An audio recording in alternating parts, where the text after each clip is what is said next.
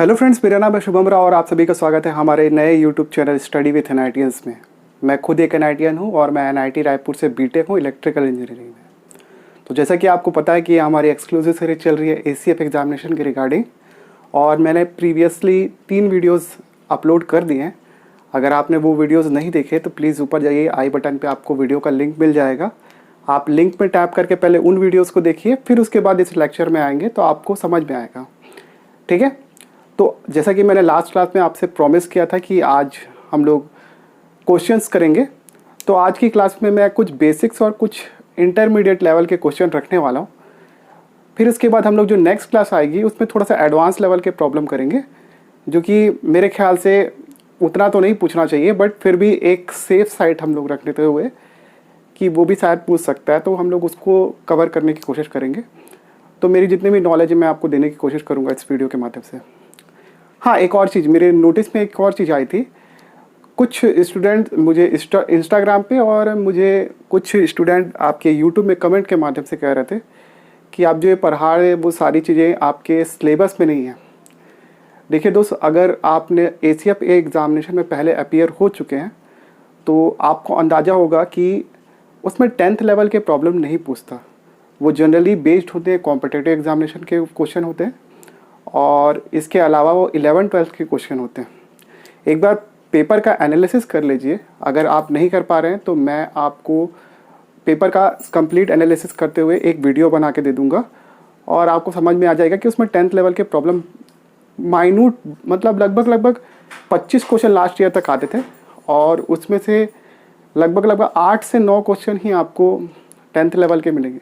बाकी सारे जो प्रॉब्लम थे वो हायर कॉम्पिटिटिव एग्जामिनेशन के लेवल के होते हैं। तो मैं बिना सर पर के कुछ नहीं पढ़ा रहा हूँ, सब चीज़ें रिलेवेंट है। थोड़ा सा पेशेंस रखिए, सीखिए बस। ठीक है, इसके अलावा हमारी ऑनलाइन एवं ऑफलाइन क्लासेस लगातार चल रही हैं। अगर आपको क्लासेस के बारे में जानकारी चाहिए तो आप नीचे डिस्क्रिप्शन में जाइएगा, वहाँ आपको वेरियस कॉन्टैक्ट्स लिंक्स मिल जाएंगे। आप लिंक पर टैप करके मुझे मैसेज कर सकते हैं, फेसबुक, व्हाट्सएप, ट्विटर और इवन इंस्टाग्राम पे भी। ठीक है, और हालांकि मेरे पास मंडी निरीक्षक और उप निरीक्षक के कुछ स्टूडेंट हैं। अगर आप वो क्लासेस ज्वाइन करना चाहते हैं तो कर सकते हैं। इसके अलावा मंडी निरीक्षक एवं उप निरीक्षक से रिलेटेड कंप्यूटर्स की वीडियो मैं 1-2 दिन में आपके लिए ले आऊँगा, और मैंने बुक खरीद ली है मार्केट से, और रायपुर में तो अब लॉकडाउन लग गया है, तो वो वीडियोज़ भी आपको रेगुलरली मेरे चैनल पर मिलेगी। ठीक है, तो आज का लेक्चर बहुत ज़्यादा हो गया तो फिर लेकिन बोलना ज़रूरी था। ठीक है, तो आज हम लोग चालू करने वाले हैं कुछ बेसिक और इंटरमीडिएट लेवल के प्रॉब्लम, और मैं एक सिंपल टेक्निक आपको बताऊंगा जिससे आप सर्किट में सीरीज और पैरेलल आसानी से पहचान जाएंगे। ठीक है, तो हम लोग एक पहला प्रॉब्लम करते हैं जो कि काफ़ी बेसिक प्रॉब्लम है, और प्रॉब्लम जैसे दिख रहा होगा आपको ये स्क्रीन पे। क्वेश्चन दिया हुआ ए और बी के बीच में समतुल्य प्रतिरोध या फिर इक्विवेलेंट रेजिस्टेंस निकालना। ठीक है, ये सारे रजिस्टर लगे हुए हैं और सारे 12 ओम के। ठीक है, तो अब इन 12 ओम के रजिस्टर को यहाँ पे कनेक्ट कर दिया गया। अब मैं 1 बाय 1 इसको सिखाता हूँ कि कैसे आप सीरीज और पैरेलल इजीली पहचान सकते हैं। हालांकि वैसे इसमें वो कॉन्सेप्ट यूज़ करने की ज़रूरत नहीं है, ये तो सिंपली दिख रहा था एकदम से, बट फिर भी सबसे पहले देखिए ये वाला पॉइंट, इसमें ये नोड और ये नोड कॉमन है, और ये नोड और ये नोड कॉमन है। नोड क्या होता है, ब्रांच क्या होता है, और बाकी सारी चीज़ें मैं पहले एक्सप्लेन कर चुका हूँ 2nd नंबर के वीडियो के लेक्चर में। आप प्लीज़ उसको जाके देखिए। पैरेलल में क्या होता है, 2 नोड कॉमन होते हैं और वो सप्लाई के अक्रॉस लगे होते हैं। तो ये सिंपली दिख रहा है कि ये नोड और ये नोड कॉमन है, क्योंकि इसके बीच में कोई रेजिस्टेंस नहीं लगा है, इसके बीच में कोई रेजिस्टेंस या एलिमेंट नहीं लगा है। तो ये नोड जो होगा और ये नोड होगा और ये नोड, यहाँ पे भी कोई रजिस्टर नहीं लगा, इसलिए तीनों का पोटेंशियल एक ही होगा। तो जैसे ये बी है तो ये भी बी होगा, और ये भी बी होगा, और ये भी बी होगा। सिंपल। अब ये इंडिपेंडेंट नोड है, यहाँ पे कोई इसके मार्किंग नहीं है, तो मैं इसको सी ले लेता हूँ। तो अगर ये सी होगा तो ये भी सी होगा। ठीक है, ये भी इंडिपेंडेंट नोड है क्योंकि ये कहीं से लगा हुआ नहीं है, तो मैं इसको डी पॉइंट ले लेता हूँ। तो देखिए ये और ये नोड भी कॉमन होगा क्योंकि इसके बीच में कोई एलिमेंट नहीं लगा है, इसलिए इसका भी पोटेंशियल बराबर होगा। तो सिंपली दिख रहे हैं कि ये दोनों पैरेलल में। ठीक है, तो मैंने आपको पैरेलल वाले फॉर्मूला बताया था कि अगर नंबर ऑफ एलिमेंट अगर n हो और सभी का वैल्यू अगर r हो, ठीक है, जितने पैरेलल में रजिस्टर कनेक्टेड हैं उनकी संख्या अगर n हो और रेजिस्टेंस की वैल्यू r है, तो टोटल R इक्विवेलेंट क्या होता था या फिर समतुल्य प्रतिरोध क्या होता था, R/n। ठीक है, तो ये 12 ओम के 2 रजिस्टर लगे हुए हैं, इसलिए 12 डिवाइडेड बाई 2, ये समतुल्य प्रतिरोध हो जाएगा 6 ओम। तो मैं इसको मिटा के यहाँ पे सिंपली 6 ओम लिख सकता हूँ। तो मैं इसको मिटा रहा, देखिए मैं एकदम सिंपल स्लोली बता रहा हूँ आपको, ठीक है। तो ये पहला प्रॉब्लम है, इसलिए इसको हम लोग इतना आराम से कर रहे हैं, फिर उसके बाद हम लोग स्पीड पकड़ लेंगे। तो ये 6 ओम हो गया। अब देखिए 12 और 6 किस में, सीरीज़ में, क्योंकि इस नोड का ये एंड इसके पहले एंड से कनेक्टेड है, ठीक है। और सीरीज में भी यही होता था कि दूसरे का आखिरी नोड दूसरे रजिस्टर के पहले नोड से कनेक्ट होता था। तो ये दोनों सीरीज में है, तो R इक्विवेलेंट क्या होता था या फिर समतुल्य प्रतिरोध क्या होता था, R1 + R2। ये फॉर्मूला है सीरीज कॉम्बिनेशन का, मैंने पहले लेक्चर में सारे फॉर्मूले बताए हैं, चेकआउट करें, ठीक है। 12 और 6 कितना हो गया, 12 + 6 = 18 ओम, ठीक है। तो इसको मिटा के मैं 18 लिख सकता हूँ।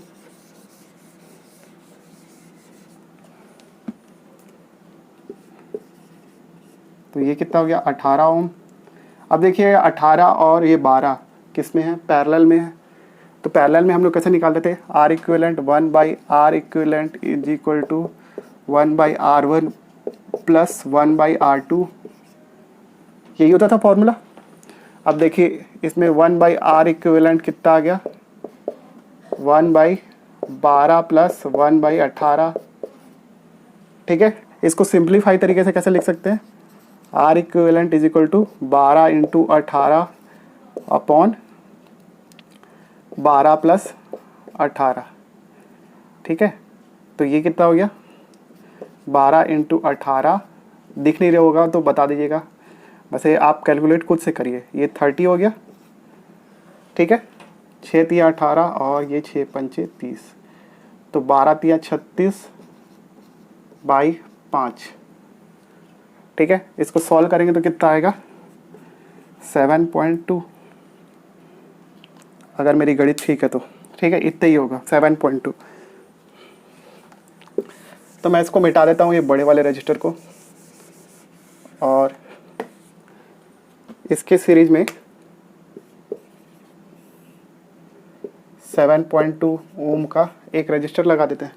अब देखिए 12 और 7.2 किस में है, सीरीज में है, तो R इक्विवेलेंट क्या होगा या समतुल्य प्रतिरोध, 12 + 7.2 = कितना हो गया, 12 7 कितना हो गया, 19.2,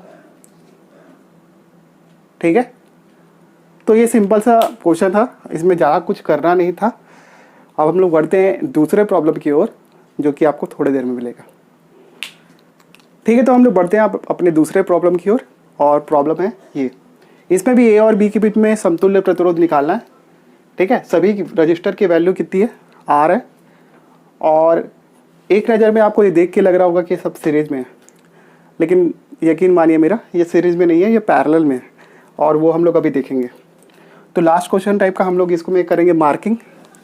देखिए ये पॉइंट और ये पॉइंट के बीच में कोई रेजिस्टेंस या एलिमेंट कनेक्टेड नहीं है, तो जितना पोटेंशियल इसका होगा इतना पोटेंशियल इसका भी होगा, ए मान लेते हैं इसको। देखिए अब ये तार यहाँ से यहाँ तक जुड़ा हुआ है, ठीक है, कोई एलिमेंट कनेक्ट नहीं है, तो जितना पोटेंशियल इस पॉइंट का होगा उतना ही पोटेंशियल इस पॉइंट का होगा, इसलिए इसको भी ए मान सकते हैं, ठीक है। सिमिलरली हम लोग इसको भी करेंगे, जितना पोटेंशियल इस पॉइंट का होगा इतना ही पोटेंशियल इस पॉइंट का भी होगा, क्योंकि यहाँ पे कोई एलिमेंट कनेक्ट नहीं है। सिमिलरली यहाँ पे भी कोई एलिमेंट नहीं कनेक्ट है, इसलिए इसको भी बी मानेंगे, ठीक है। अब सिंप्लीफाई करने के लिए मैंने लास्ट वाले सर्किट में तो आपको नहीं दिखाया था, लेकिन इसमें देखिए सबसे पहले आपको क्या करना है, जिसके बीच में भी हम लोग को समतुल्य प्रतिरोध निकालना है उसको पहले एंड टू एंड ऐसे मार्क कर देते हैं। इसके बाद क्या करते हैं, चेक करते हैं सर्किट में कि इन दोनों के बीच में कितने रजिस्टर कनेक्टेड है। तो देख रहे होंगे ए से बी के बीच में ये वाला रजिस्टर कनेक्टेड है, तो मैं एक रजिस्टर मार्क कर देता हूँ, ए से बीच के बीच में कनेक्टेड है। सेकंड देखिए ए से बी के बीच में ये भी कनेक्टेड है, ठीक है। फिर देखिए ए से बी के बीच में ये तीसरा रजिस्टर भी कनेक्टेड है, इसको भी कनेक्ट कर देते हैं, और तीनों की वैल्यू कितनी है, आर, ठीक है। अब वही देखिए 3 रजिस्टर कनेक्टेड है, मतलब एन की वैल्यू कितनी है 3, और तीनों रजिस्टर की वैल्यू कितनी है आर। तो फिर वही वाला फॉर्मूला लगाएंगे, आर इक्विवेलेंट कितना होता था, आर बाई एन, या फिर एन की जगह कितना रखेंगे 3, तो ये हो गया आर बाई 3, आर इक्विवेलेंट या फिर समतुल्य प्रतिरोध, ठीक है। तो ये भी बहुत सिंपल क्वेश्चन था, लेकिन इसमें एक कॉन्सेप्ट सीखने मिला कि किस तरीके से हम लोग सर्किट को पहले सिंप्लीफाई करते हैं, ठीक है। तो हम लोग बढ़ते हैं अब दूसरे क्वेश्चन की ओर, जो कि आपको थोड़ी देर में मिलेगा। तो हम लोग अब एक इंटरमीडिएट लेवल के क्वेश्चन पे बढ़ते हैं, और ये प्रॉब्लम भी काफ़ी सिंपल ही है एक्चुअली, लेकिन हम लोग उसमें कुछ कॉन्सेप्ट सीखेंगे, जैसा कि मैंने लास्ट क्वेश्चन में किया था। तो इसमें भी ए और बी के बीच में समतुल्य प्रतिरोध निकालना है। सारे रेजिस्टेंस की वैल्यू दी हुई है 8, 4, 4, 6, 4 और 2, ठीक है। तो इसमें भी सबसे पहले हम लोग मार्किंग करेंगे। जैसे इस पॉइंट का और इस पॉइंट का पोटेंशियल सेम होगा, क्योंकि इसके बीच में कोई कनेक्टेड नहीं है। वैसे इस नोड का पोटेंशियल और इस नोड का पोटेंशियल भी सेम होगा, ठीक है। मैं थोड़ा जल्दी कर रहा है इसको। वैसे ही इस नोड का पोटेंशियल और इस नोड का पोटेंशियल भी सेम होगा, ठीक है। ये एक इंडिपेंडेंट नोड है, तो इसका पोटेंशियल लेट मैं सी मान लेता हूँ, ठीक है। आप सर्किट को सिंप्लीफाई करें। सबसे पहले ए और बी के बीच में ऐसे डॉट लगाना है, इनके बीच में हमको समतुल्य प्रतिरोध निकालना है, ठीक है। तो देखिए इसके बीच में कॉमन पॉइंट ये सी है, तो सी को मैं यहाँ लिख लेता हूँ। अब देखिए ए और सी के बीच में कितने रेजिस्टेंस कनेक्टेड है, एक ये हो गया,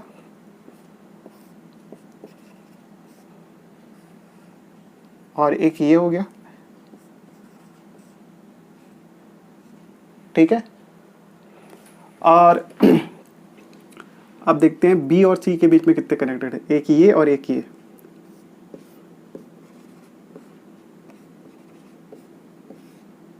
ठीक है। मेरा हाथ नहीं पहुंच रहा, थोड़ा डायग्राम अच्छे से नहीं बन रहा है। देखिए इसकी वैल्यू 8 है, इसकी 2 है, तो 8, 2, और इसकी वैल्यू देखिए 4 है, इसकी 6 है, 4, 6, ठीक है। अब देखिए बी और सॉरी मैंने इसका नाम गलत लिख दिया, इसका नाम ए है, ठीक है। अब देखिए ए और बी के बीच में कितने कनेक्टेड है, एक ये कनेक्टेड है और एक ये ऊपर वाला कनेक्टेड है। तो एक रजिस्टर यहाँ पे मार्क कर लेते हैं और एक रजिस्टर यहाँ पे मार्क कर लेते हैं, ठीक है। ये 4 और ये भी 4। तो देखिए अब सर्किट कितना सिंप्लीफाई बन गया। ये सिंपल दिख रहा है कि ये दोनों पैरेलल में, तो पैरेलल वाला फॉर्मूला हम लोग यहाँ पे खटाक से लगाएंगे। मान लेते हैं इसका इक्विवेलेंट रेजिस्टेंस R1 आ रहा है, तो यहाँ पे मैं लिख देता हूँ R1 की वैल्यू क्या आ गई, R1 आएगा 8 × 2 अपॉन 8 + 2। देखिए ये वाला जो बड़ा वाला फॉर्मूला होता है, ये मैंने वैसे लास्ट क्लास में आपको बताया भी था। ये R इक्विवेलेंट क्या होता है, R1 × R2 upon R1 + R2, अगर इसको सॉल्व करेंगे तो, ठीक है। वही मैंने लिखा है, R1 की वैल्यू 8 है, R2 की वैल्यू 2 है, 8 + 2 नीचे में आ गया, ठीक है। तो ये कितना हो गया, 8 दूना 16 अपॉन 8 2 10, ठीक है। ये और कट जाएगा 8 और ये 5, ठीक है। तो ये आ गया 8/5, इसकी वैल्यू 8/5 आ गई। इसको देखते हैं, इसकी वैल्यू लेट मैं R2 मान लेता हूँ। तो R2 = क्या आ गया, 4 × 6 अपॉन 6 4 10, तो 4 × 6 अपॉन 10, ठीक है। तो ये कितना हो गया, 2 दूना 4 और 2 पंचे 10 और 6 दूना 12 अपॉन 5, ठीक। अब देखिए ये और ये किस में है, सीरीज में है, इन दोनों का कॉम्बिनेशन। सॉरी आपको समझ नहीं आ रहा होगा, तो मैं इसको मिटा रहा यहाँ से,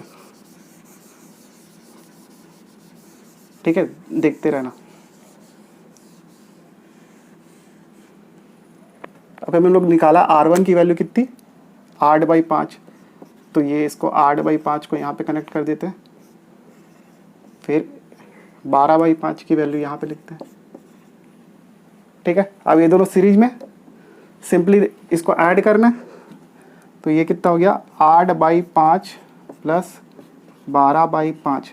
अब दोनों का एलसीएम सेम आएगा, तो 5 और 8 और 12 कितना हो गया 20। ठीक है, तो ये कितना आ गया, ये भी 4 आ गया। ठीक है, 5 और 20 होता है यार। ठीक है, तो इन दोनों को मिटा के भी हम लोग यहाँ सिंपली 4 ओम कनेक्ट कर सकते हैं। ठीक है, अब ए और बी के बीच में 3 रेजिस्टेंस कनेक्टेड है, तीनों की वैल्यू 4 है, तो फिर से वही वाला फॉर्मूला R/N वाला। तो आप बताइए R कितनी, R की वैल्यू क्या दी हुई है, R की वैल्यू दी है 4, तो R इक्वल क्या हो गया R/N। ये सूत्र होता है अगर सभी रेजिस्टेंस की वैल्यू इक्वल हो और नंबर ऑफ एलिमेंट हमको पता हो कितने कनेक्टेड है। सभी रेजिस्टेंस की वैल्यू 4 है, 3 कनेक्टेड है, इसलिए इसको 3 से डिवाइड कर देंगे, तो ये हो गया आपका इक्विवेलेंट रेजिस्टेंस या फिर समतुल्य प्रतिरोध। अब इसके बाद हम लोग थोड़ा सा इंटरमीडिएट लेवल का एक प्रॉब्लम करेंगे जो कि आधारित होगा व्हीटस्टोन ब्रिज पे। ठीक है, मैं बार बार बोल रहा हूँ, किसी भी प्रकार के डाउट की स्थिति में आप नीचे कमेंट कर सकते हैं, या फिर आप मेरे इंस्टाग्राम या फिर फेसबुक या फिर व्हाट्सएप या फिर ट्विटर कहीं पे भी आप मैसेज ड्रॉप कर दीजिए, मैं उसका रिप्लाई करने की आपको एज सुन एज पॉसिबल कोशिश करूँगा। ठीक है, तो चलिए हम लोग एक नेक्स्ट प्रॉब्लम देखते हैं जो कि थोड़ा इंटरमीडिएट लेवल का है, और हालांकि मैंने इससे रिलेटेड भी आपको सूत्र बता चुके हैं आप प्रीवियस। तो चलिए हम लोग एक प्रॉब्लम देखते हैं जो कि आधारित होगा व्हीटस्टोन ब्रिज पर, और इससे रिलेटेड मैंने वीडियो पहले बना दिया है कि व्हीटस्टोन ब्रिज क्या होता है, उसकी प्रॉपर्टीज़ क्या होती है, सब बताया हुआ है, सेकंड लेक्चर में आप चेकआउट करें। ठीक है, क्वेश्चन ये है, और सबसे पहले हम लोग मार्किंग करते हैं फटाफट। इसमें भी ए और बी के बीच में समतुल्य प्रतिरोध या फिर इक्विवेलेंट रेजिस्टेंस निकालना है। देखिए यहाँ पे कुछ कनेक्टेड नहीं है, इसलिए इसका मान भी ए होगा, इसको भी ए होगा। अभी तक आप सीख गए होगे फटाफट करना, तो चलिए इसको भी फटाफट यहाँ पे मार्किंग कर देते हैं। ये भी होगा, तो ये भी होगा। देखिए ये नोड इंडिपेंडेंट है, इसको मैं सी मान लेता हूँ, और ये भी नोड इंडिपेंडेंट है, तो इसको मैं डी मान लेता हूँ सिंपली। ठीक है, अब देखिए क्या करेंगे, ए और बी को आखिरी में मार्क कर देते हैं। ये हो गया ए, ये हो गया बी, सी को मैं यहाँ पे मार्क कर रहा और डी को यहाँ पे मार्क कर रहा। तो देखिए ए और सी के बीच में कितने रेजिस्टेंस कनेक्टेड है, एक ये हो गया, एक ही कनेक्टेड है। ठीक है, अब डी और सी के बीच में कितने कनेक्टेड है, एक कनेक्टेड है 20 ओम का, इसका नाम लिख लेते हैं 20, और ये 10 का था। ठीक है, बी और सी के बीच में कितने कनेक्टेड है, एक ही कनेक्टेड है और वो है 10 ओम का। ठीक है, बी और डी के बीच में कितने कनेक्टेड है, एक कनेक्टेड है और इसकी वैल्यू भी 10 है। ठीक है, अब देखिए ए और डी के बीच में कितने कनेक्टेड है, एक ही कनेक्टेड है और इसकी वैल्यू भी 10 ओम है। ठीक है, अब मेरे को देख के बताइए कि ये जो सेतु है वो या फिर ब्रिज है वो बैलेंस है या नहीं है। ठीक है, मैंने बैलेंस के लिए आपको कंडीशन बताई थी, P/Q is equal to R/S। Previous lecture अगर आपने देखा होगा तो देखिए इसमें थोड़ा सा कन्फ्यूज़न होता है। मैं क्या करता हूँ, ये जो किनारे वाले रजिस्टर हैं और ये वाले किनारे वाले रजिस्टर, इन दोनों को मल्टीप्लाई करके देखता हूँ। देखिए 10 × 10 कितना हुआ 100, 10 × 10 कितना हुआ 100, 100 और 100 आपस में बराबर है, इसलिए जो ब्रिज है वो बैलेंस की कंडीशन में होगा। तो बैलेंस की कंडीशन में क्या होता था कि ये बीच वाले रजिस्टर से करंट नहीं जाता था, तो इसको सर्किट में लेने का कोई मतलब नहीं है। ठीक है, अब मेरे को ए और बी के बीच में लगाना है, तो ये क्या हो गया आपस में सीरीज में हो गया, सिंपली दिख रहा है। तो इसका मान क्या हो गया 10 और 10, आर इक्विवेलेंट कितना हो गया 10 + 10 इज इक्वल टू 20। ठीक, सिमिलरली नीचे वाला भी 10 और 10 सीरीज में है, तो ये भी 20 हो जाएगा, और ये दोनों आपस में किस में हो जाएंगे, पैरेलल में। ठीक है, इसकी वैल्यू कितनी हो गई इसकी वैल्यू 20 हुई थी, इसकी वैल्यू भी 20 थी। अब देखिए 20 और 20 किस में है, पैरेलल में। तो सिंपली हम लोग 20/2 लिख देंगे, क्योंकि मैंने बताया आर इक्विवेलेंट क्या होता है अगर same number of resistance, sorry same value का रजिस्टर, इसका वैल्यू मैंने फॉर्मूला मैंने बता दिया है ना, R/N होता है। 20 ओम के रजिस्टर, 2 रजिस्टर हैं इसलिए N की वैल्यू 2 रख दी। ठीक है, तो 20/2 कितना हो गया, 10। तो यही आया आपका आंसर। ठीक है, तो ये व्हीटस्टोन ब्रिज से संबंधित एक क्वेश्चन था। इसके बाद थोड़ा सा एडवांस लेवल का व्हीटस्टोन ब्रिज का क्वेश्चन हम लोग थोड़ी देर में करते हैं। तो अब हम लोग बढ़ते हैं एक एडवांस लेवल के व्हीटस्टोन क्वेश्चन में, जिसमें सारे रेजिस्टेंस की वैल्यू आपकी 2 दी हुई है, जैसा कि क्वेश्चन में दिख रहा होगा। ठीक है, अब ये व्हीटस्टोन ब्रिज क्यों है, देखिए व्हीटस्टोन ब्रिज में क्या होता था, चतुर्भुज के 4 कोनों में 4 रजिस्टर लगे होते थे। तो ये चतुर्भुज ही तो है, मान लेते हैं इस पॉइंट को C, इसको D, ठीक है, इस पॉइंट को E, इसको F। तो A, ये पॉइंट तो A ही हो गया ना, क्योंकि इसके बीच में कोई रेजिस्टेंस एलिमेंट कनेक्टेड नहीं है। ये भी B हो गया, और ये देखिए ये जॉइंट है, यहाँ पे भी कुछ कनेक्टेड नहीं है, इसलिए इसको भी B मान लेंगे। तो देखिए A, C, B और D एक चतुर्भुज बन रहा है। ठीक है, और चतुर्भुज के चारों कोनों में 1 2 3 4 रजिस्टर कनेक्टेड है। ठीक है, तो ये एक ब्रिज ही है। ठीक है, वो उसको तिरछा बना दिया थोड़ा सा, इसलिए आप कंफ्यूज हो रहे होंगे। अब फिर वही देखते हैं कि ये ब्रिज बैलेंस पे है या नहीं है। जैसे मैंने लास्ट क्वेश्चन में आपको बताया कि मैं क्या करता था, इन दोनों को मल्टीप्लाई करता था। तो 2 2 जा 4, या फिर 2 दूना 4 और 2 दूना 4, ये आपस में बराबर है, इसलिए ये वाले रजिस्टर से करंट नहीं जाएगा। तो सिंपली मैं क्या करूँगा, इसको मिटा दूंगा। ठीक है, इसी प्रकार AEBF ये क्या है, एक चतुर्भुज है, और ये भी बैलेंस है, क्योंकि 2 2 जा 4 या फिर 2 दूना 4 और 2 दूना 4 आपस में बराबर है, इसलिए इस रजिस्टर से भी करंट नहीं जाएगा। अब देखिए सिंपली दिख रहा है, 2 और 2 किस में है, सीरीज में। तो क्या हो गया, 2 और 2 को ऐड कर देंगे सीरीज में या फिर श्रेणी क्रम में। तो 2 2 कितना हो गया यहाँ पर 4। ठीक है, और ऐसी 2 और 2 ये भी सीरीज में है, इसकी भी वैल्यू कितनी हो गई 4। तो मैं 4 यहाँ पे लिख देता हूँ। ठीक है, अब ये 2 और 2 फिर से सीरीज में, और ये भी 2 और 2 सीरीज में। तो 4 और 4 इनकी भी वैल्यू हो गई। तो इन दोनों को भी मैं मिटा के यहाँ पे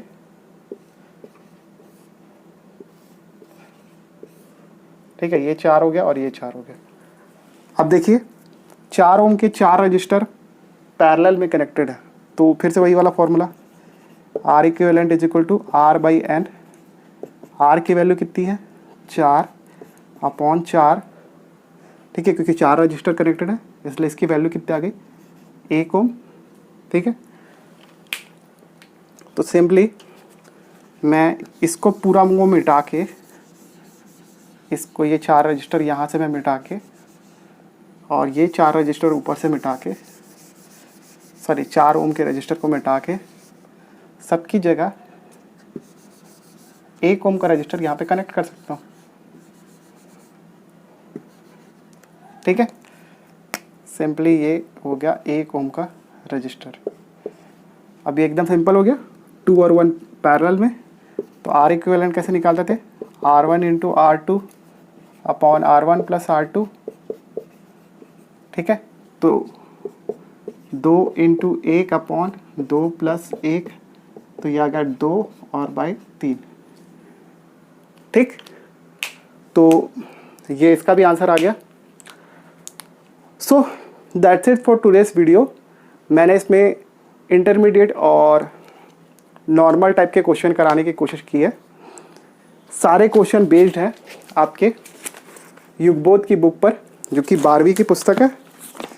ठीक है, इसके अलावा मैंने कोई महंगा प्रॉब्लम लिया नहीं है। देखिए दोस्तों, मैं बार बार आपको बोल रहा हूँ कि 10वीं का सिलेबस ज़रूर दिया है, लेकिन आप बायो का आप सेट उठा के देखिए, आपको 10वीं के 5 से 6 क्वेश्चन ही मिलेंगे, मैं आपसे प्रॉमिस कर रहा हूँ। हो सकता है कि आप अपीयर नहीं हुए, मैं एक बार अपीयर हो चुका हूँ ACF एग्जामिनेशन में, ठीक। इसलिए मेरा थोड़ा सा अनुभव कहता है कि इसमें आपको 12वीं के क्वेश्चन को बनाना चाहिए, इसलिए मैं थोड़ा सा लेवल अप करके आपको पढ़ा रहा हूँ, ठीक है।